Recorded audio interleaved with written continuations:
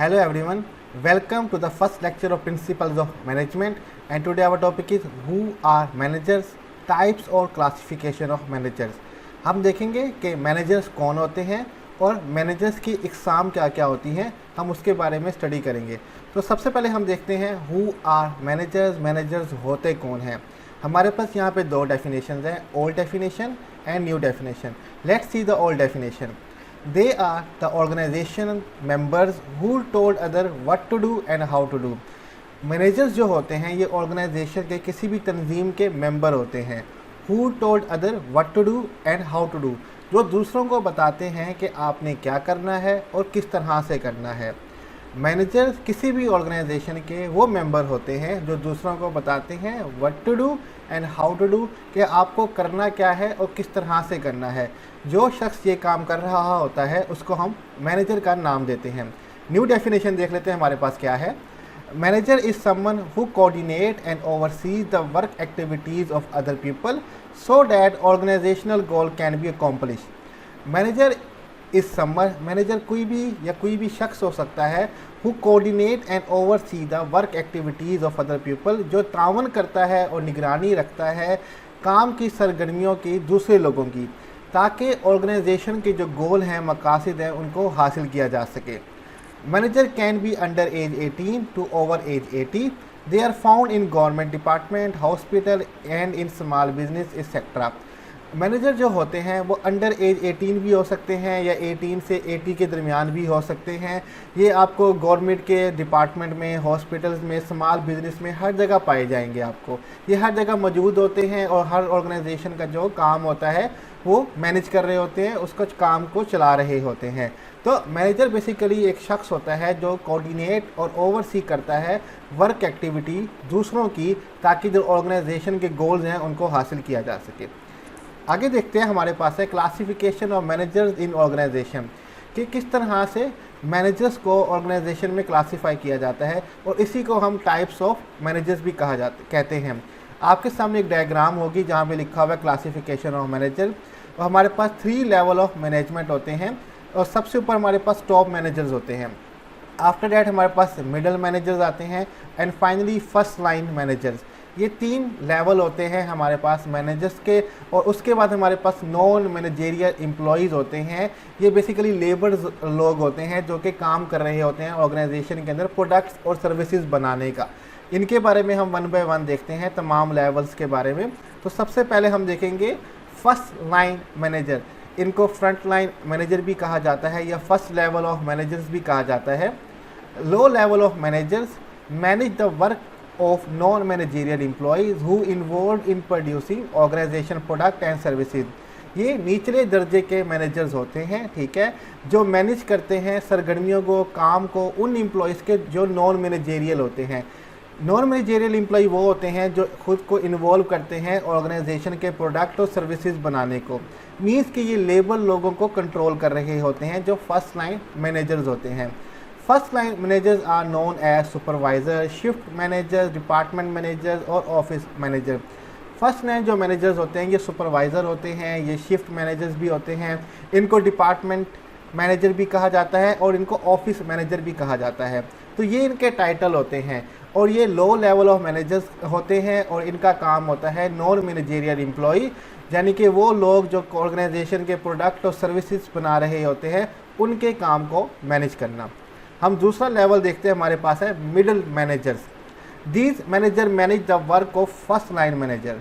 Title usually use for middle managers are regional manager, project leader, division और store manager.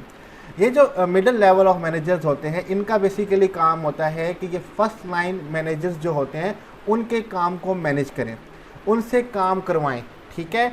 इनके लिए जो usually title use होता है जो मिडल मैनेजर्स के लिए वो है regional manager, project leader, division और स्टोर मैनेजर। इस तरह के इनको टाइटल दिए जाते हैं। ये सेकंड लेवल ऑफ मैनेजर्स होते हैं।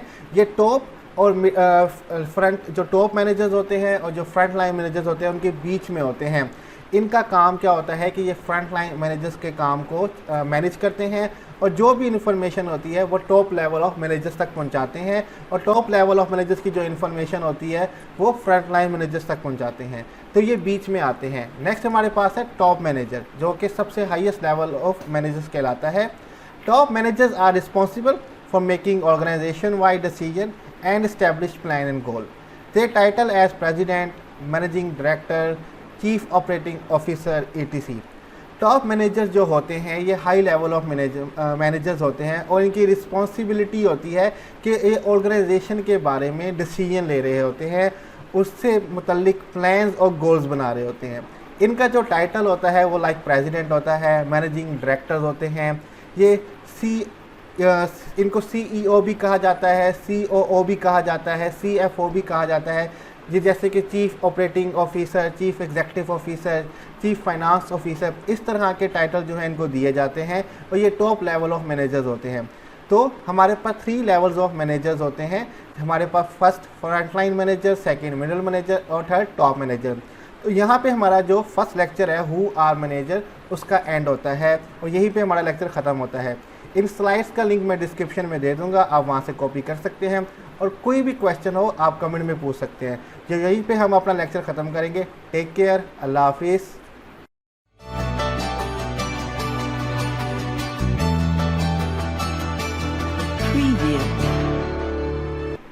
Hello everyone, welcome to another lecture of Principles of Management, and today our topic is what is management and management function।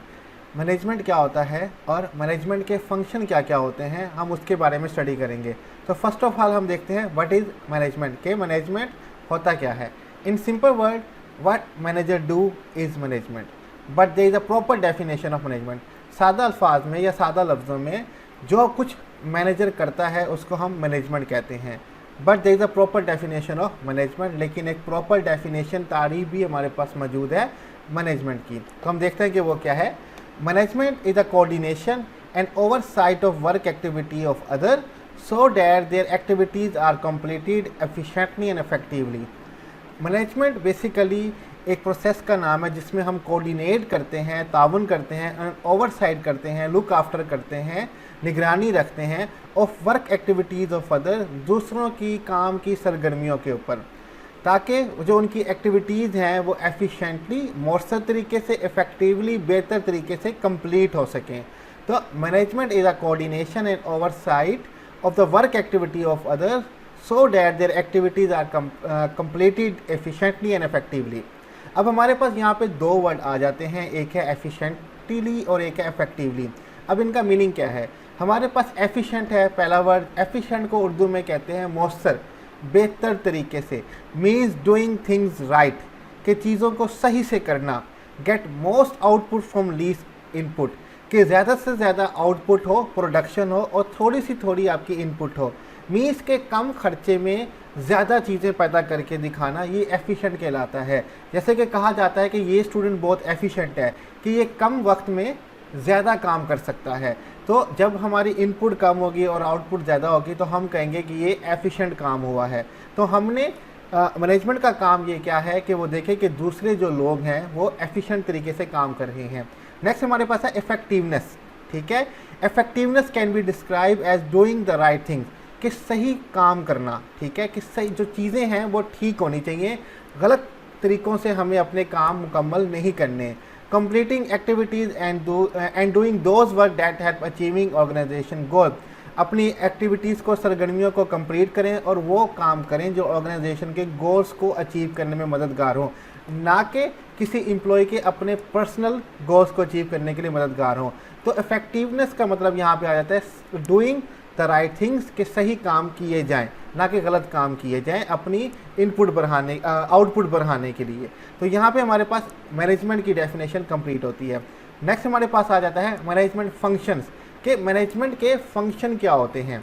Henry Fayol, a French businessman in early of 20th century, first introduced 5 management function. Today these function have been condensed to 4 function. Henry Fayol एक French businessman है जिन्होंने 20वीं सदी में introduce करवाए थे management के 5 function, जो कि थे planning, organizing, staffing, leading and controlling, जो कि आज कंडेंस होके कम होके 4 फंक्शन रह गए हैं, कि वो 5 जो थे वो 4 अब कर दिए गए हैं कि जो 5वां फंक्शन था स्टाफिंग, वो भी ऑर्गेनाइजिंग के अंदर आ जाता है। तो सबसे पहले जो फंक्शन होता है मैनेजमेंट का वो होता है प्लानिंग करना, ठीक है, मनसूबाबंदी करना, defining company goals, establishing strategies and developing plan to achieve those goal. कि सबसे पहला काम क्या है कि कंपनी के गोल्स बताना कि कंपनी के मकासद क्या हैं, इस्टेब्लिश स्ट्रेटजीज उन गोल को हासिल करने के लिए हिकमत अमली बताना, स्ट्रेटजीज बताना, and developing plan to achieve those goal, और प्लान बनाना कि किस तरह से हमें अपने ऑर्गेनाइजेशन के गोल्स को अचीव करना है। ये मैनेजमेंट का पहला फंक्शन कहलाता है, ठीक है। नेक्स्ट हमारे पास होता है ऑर्गेनाइजिंग, चीज़ों को तरतीब देना, arranging and organising things to accomplish organisation goal, कि अरेंज करना और ऑर्गेनाइज करना उन चीज़ों को जो ऑर्गेनाइजेशन का गोल अचीव करने में मददगार साबित होंगे। कि अब हमें एम्प्लॉयज़ चाहिए, हमें गुड्स चाहिए कि जिससे हम ऑर्गेनाइजेशन का गोल जो अल्टीमेटम प्रॉफिट होता है वो हम हासिल कर सकें। हमें इस तरह के एम्प्लॉयज़ ले आने होंगे जो बेहतर काम कर सकते हैं, हमें इस तरह के इक्विपमेंट चाहिए होंगे जो बेहतर काम कर सकते हैं। तो ये सेकंड हमारे पास फंक्शन होता है ऑर्गेनाइजिंग का। Determine what task are to be done, who is to do them and how it will be done. Organizing का जो फंक्शन होता है ये बताता है कि कौन से टास्क जो हैं हमें करने हैं, कौन शख्स है जो ये टास्क करेगा और किस तरह से करेगा। ये जो फंक्शन है ये ऑर्गेनाइजिंग का फंक्शन होता है जो हमारे पास सेकंड फंक्शन है। थर्ड फंक्शन देखते हैं हमारे पास मैनेजमेंट का क्या है, वो है लीडिंग, कि एम्प्लॉयज़ को लीड करना, मोटिवेट करना, आगे लेके आना। Manager with others to lead them toward organization goal, motivate and lead employees and restore conflict. इसमें मैनेजर क्या कर रहा होता है, वो अपने एम्प्लॉयज़ को लीड कर रहा होता है ताकि वो ऑर्गेनाइजेशन के गोल्स को अचीव कर सकें, अपने एम्प्लॉयज़ की हौसला अफजाई करता है और उनके दरमियान जो भी कॉन्फ्लिक्ट, लड़ाई झगड़े होते हैं उनको कंट्रोल कर रहा होता है। मीन्स के एम्प्लॉय को लीड करना और प्रॉब्लम को, कॉन्फ्लिक्ट को रिस्टोर करना, उनको ख़त्म करना, ये तीसरा फंक्शन होता है हमारे पास मैनेजमेंट का, जो कि ये सारे फंक्शन मैनेजर्स कर रहा होता है। लास्ट हमारे पास जो फंक्शन आ जाता है वो है controlling, monitoring activities to ensure that employees are working properly so organization goals can be accomplished as planned। Controlling करना, दूसरों को कंट्रोल करना, मॉनिटर करना, दूसरों के ऊपर निगरानी रखना कि इन एक्टिविटीज़ पे कि इंश्योर किया जा सके, कि यकीन दिलाया जा सके कि एम्प्लॉयज़ जो हैं वो अपना काम प्रॉपरली कर रहे हैं ताकि ऑर्गेनाइजेशन जो गोल हैं वो अकम्प्लिश हो सके जैसे कि प्लान किया गया है, जैसे कि मनसूबाबंदी की गई है।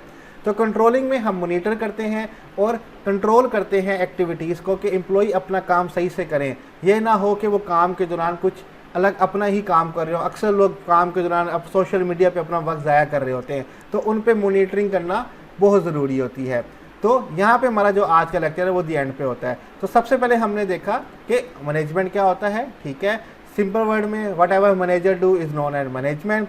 और आगे हमने देखा coordination and oversight of work activities of other so the activity are completely efficiently and effectively. Next हमने मैनेजमेंट ऑफ फंक्शन देखे, जो सबसे पहले है प्लानिंग, सेकंड ऑर्गेनाइजिंग, थर्ड हमारे पास लीडिंग एंड फोर्थ हमारे पास कंट्रोलिंग। तो यहीं पे हमारा आज का लेक्चर जो है वो ख़त्म होता है। इन स्लाइड्स का लिंक मैं डिस्क्रिप्शन में दे दूंगा, आप वहाँ से डाउनलोड कर सकते हैं और कोई भी क्वेश्चन हो तो आप कमेंट में मुझसे पूछ सकते हैं। तो यहीं पे हम अपना आज का लेक्चर ख़त्म करेंगे। अल्लाह हाफिज़।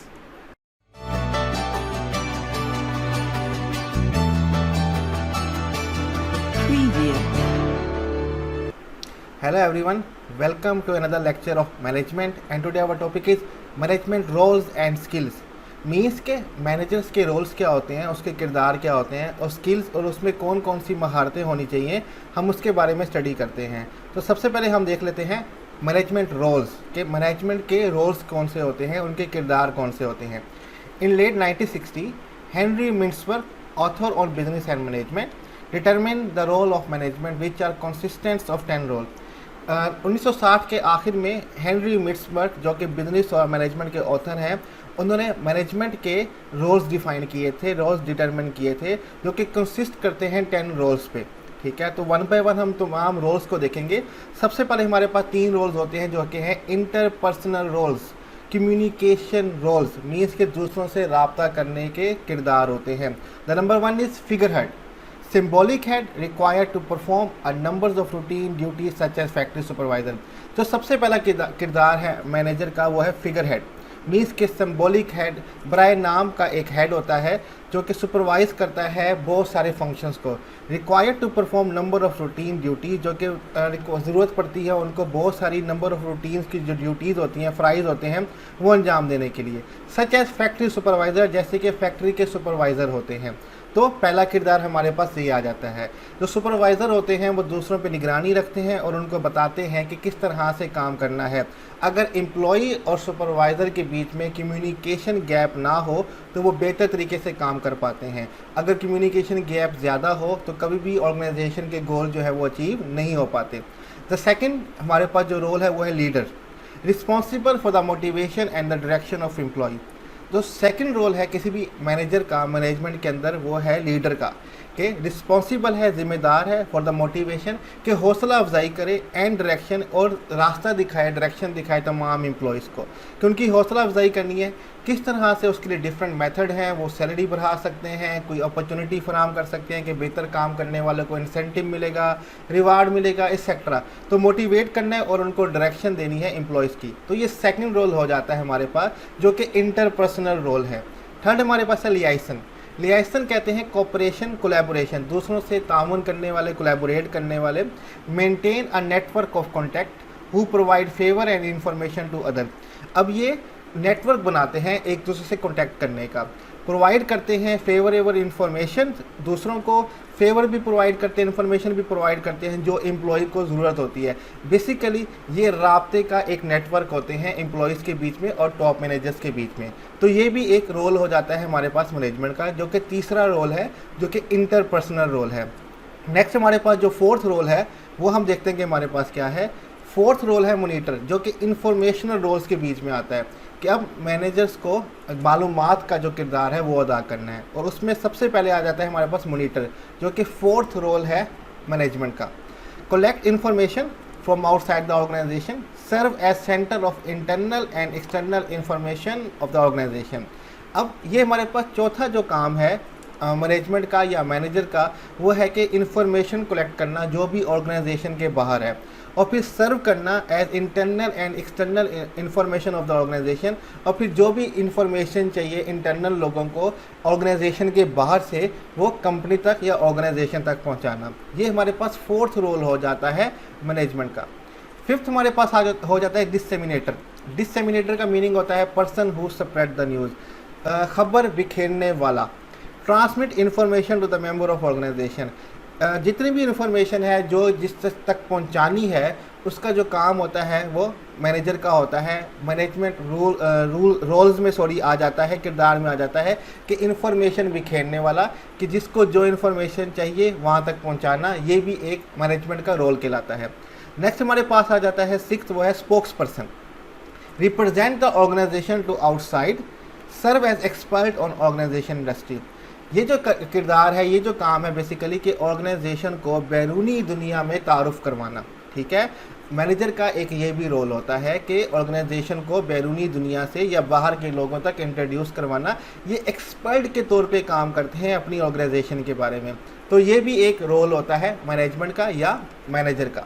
नेक्स्ट हमारे पास आ जाते हैं decisional role.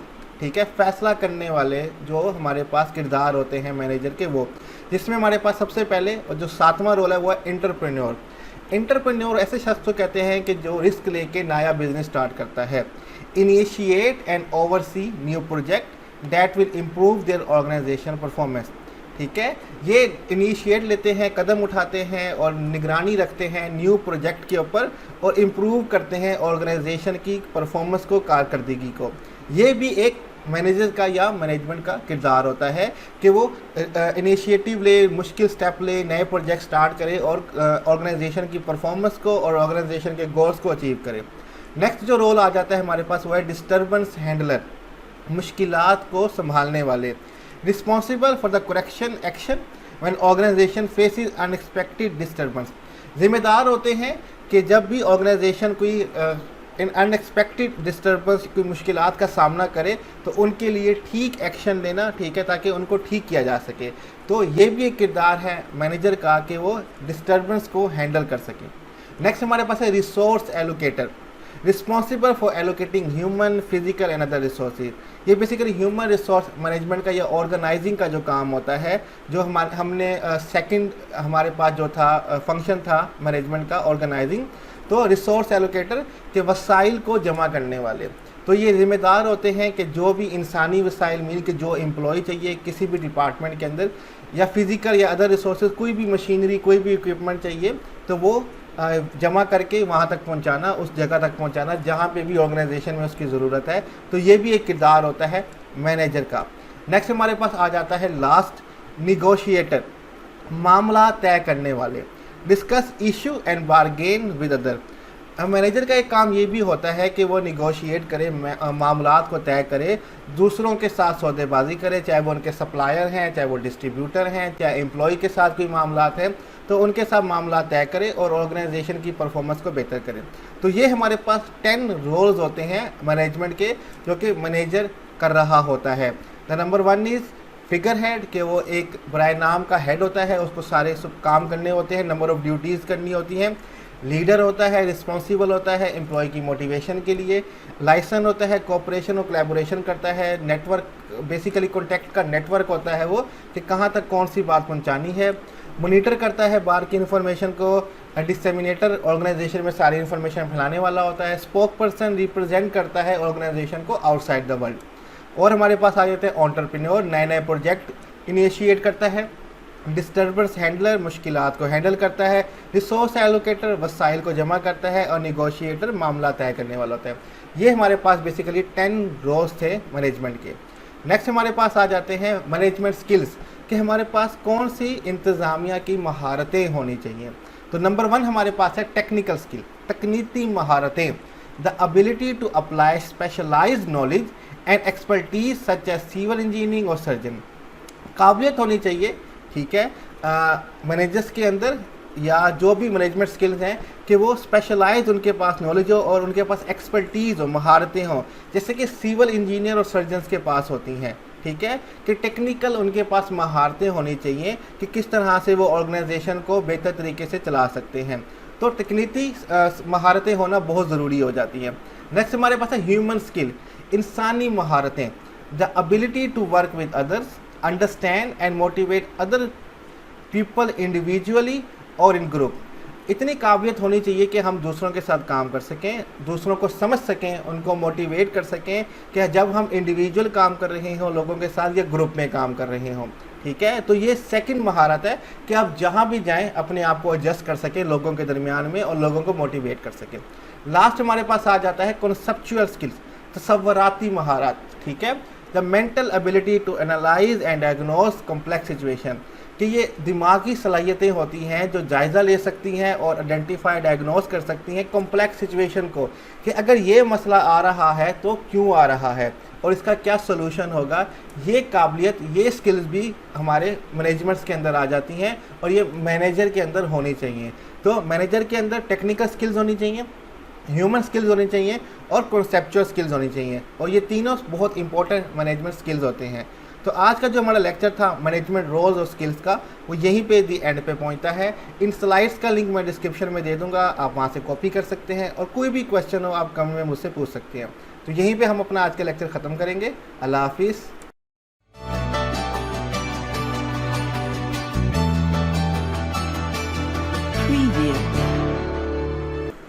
Hello everyone, welcome to another lecture of management and today our topic is what is organization।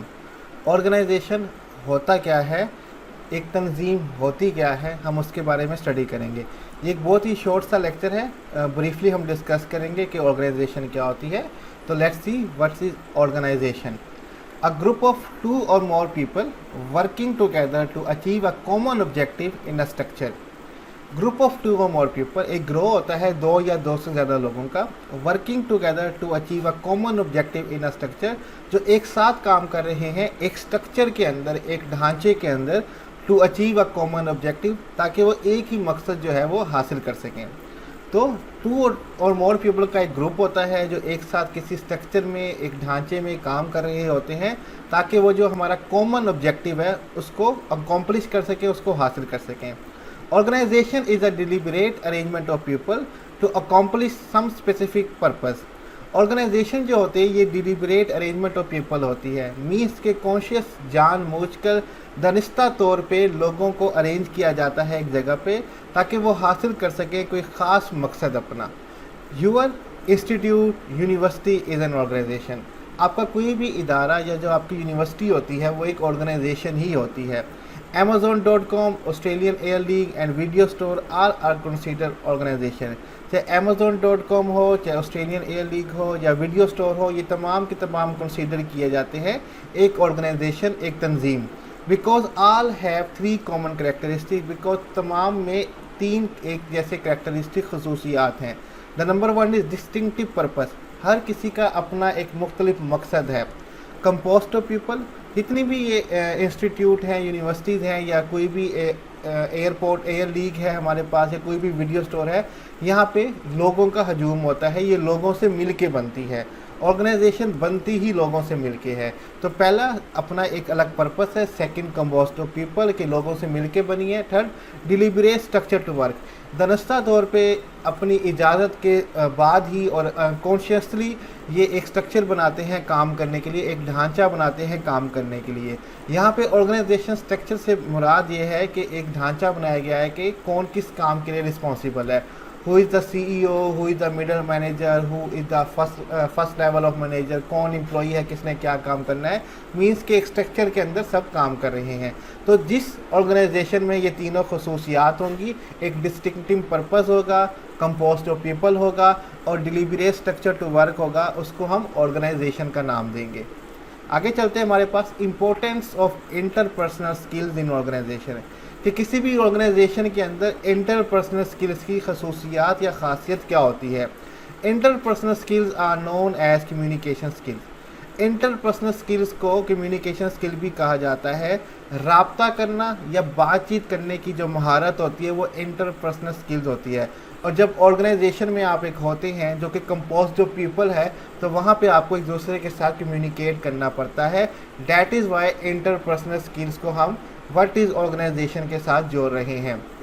Till late 1980s business schools focuses on economics, accounting, finance, but no one focus on human behaviour and communication. Late 1980s तक जितने भी business school थे उनका जो focus होता था वो economics पे होता था, अकाउंटिंग पे या फाइनेंस पे होता था। कोई भी ज़्यादा फोकस जो है वो ह्यूमन बिहेवियर, इंसानी जो बिहेवियर बर्ताव है और कम्युनिकेशन राब्ता करने का तरीका है उस पर ज़्यादा फोकस नहीं करते थे। Now businesses faculty come to realise importance of understanding human behaviour. लेकिन अब जो बिजनेसेस फैकल्टी हैं वो इस चीज़ को रियलाइज़ करने लगे हैं कि ह्यूमन बिहेवियर को अंडरस्टैंड करना बहुत ही अहम है, बहुत ही इंपॉर्टेंट है। Managers' interpersonal skills help the organization by attracting and keeping high performing employees. Managers के जो इंटरपर्सनल स्किल्स होते हैं, दूसरों से बात करने का जो अंदाज़ होता है, कायल करने का अंदाज़ होता है, वो ऑर्गेनाइजेशन को बहुत मददगार साबित होता है कि इस तरह से वो अपने इंटरपर्सनल स्किल से ऑर्गेनाइजेशन में महारत या परफॉर्म करने वाले एम्प्लॉयज़ को अट्रैक्ट कर सकते हैं और फिर उनको रिटेन कर सकते हैं, कीप कर सकते हैं ऑर्गेनाइजेशन के अंदर। इसलिए अक्सर लोग बातों से ही दूसरों को कायल कर देते हैं क्योंकि उनके इंटरपर्सनल स्किल्स बहुत अच्छे होते हैं। आप में से कितने लोग ऐसे होंगे जो यूनिवर्सिटीज़ में पढ़ते होंगे जिनका टीचर्स के साथ, सिक्योरिटी गार्ड के साथ, कैंटीन वाले के साथ बड़े अच्छे ताल्लुकात होते हैं क्योंकि इनके इंटरपर्सनल स्किल्स बहुत अच्छे होते हैं।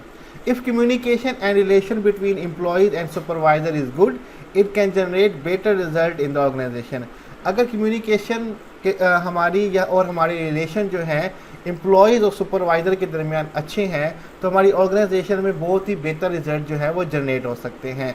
मीन्स कि अगर हमारे एम्प्लॉयज़ और सुपरवाइज़र के बीच में जो ताल्लुकात हैं, राब्ते हैं, वो अच्छे हैं तो ऑर्गेनाइजेशन में बेहतर रिजल्ट पैदा हो पाएंगे। क्योंकि ऑर्गेनाइजेशन में बहुत से लोग काम कर रहे होते हैं और एक दूसरे से किस तरह से बात करनी है, कैसी इन्फॉर्मेशन पहुंचानी है, ये बहुत इंपॉर्टेंट होता है। और जिन लोगों के इंटरपर्सनल स्किल्स ऑर्गेनाइजेशन में अच्छे होते हैं वो ऑर्गेनाइजेशन बहुत तरक्की करती है। तो आज का हमारा लेक्चर बस यही था कि what is organization and the importance of interpersonal skills in organization. तो यहीं पे हम अपना आज का लेक्चर ख़त्म करेंगे। स्लाइड्स का लिंक मैं डिस्क्रिप्शन में दे दूंगा, आप वहाँ से कॉपी कर सकते हैं और कोई भी क्वेश्चन हो आप मुझसे कमेंट में पूछ सकते हैं। टेक केयर, अल्लाह हाफिज़।